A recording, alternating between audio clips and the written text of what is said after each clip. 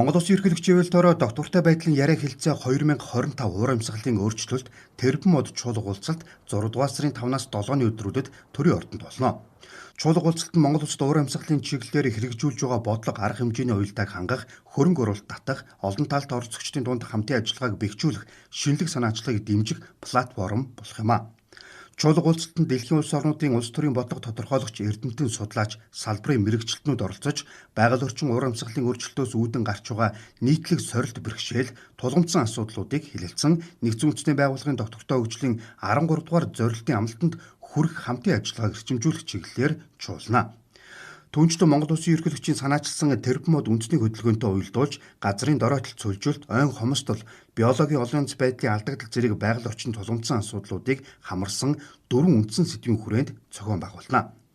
Чуулга уулзалтаараа доктортой хөгжлийн төлөөх уур амьсгалын санхүүжилт, техникийн хамтын ажиллагаа, нийгмийн хариуцлага, дуршлаг солилцох хамтын ажиллагаа, уур амьсгалын өөрчлөлтөнд төсвөртэй байдлыг дэмжих болон бүс нутгийн доктортой байдлын төлөөх хамтын ажиллагаа, газрын дороотлыг бууруулах, нөхөн сэргэж хамгаалах замаар уур амьсгалын өөрчлөлтийн арга хэмжээг эрчимжүүлэх нь үндсэн 4 сэдвийн хүрээнд хилцүүлэг өрнө. Чуулга уулзалтанд 11 улс орны 400 гаруй оролцогч байгаль орчин санхүү технологийн салбарын 40 гаруй нэр хүндтэй илтгэгчид оролцоно.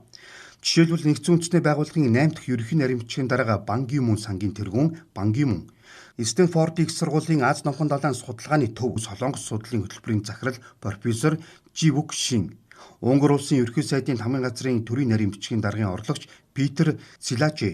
нэгдсэн үндэсний байгууллагын цөлжилттэй тэмцэх конвенцийн зохицуулах албаны захирал нар чуулга уулзалтыг нээж үг хэлнэ.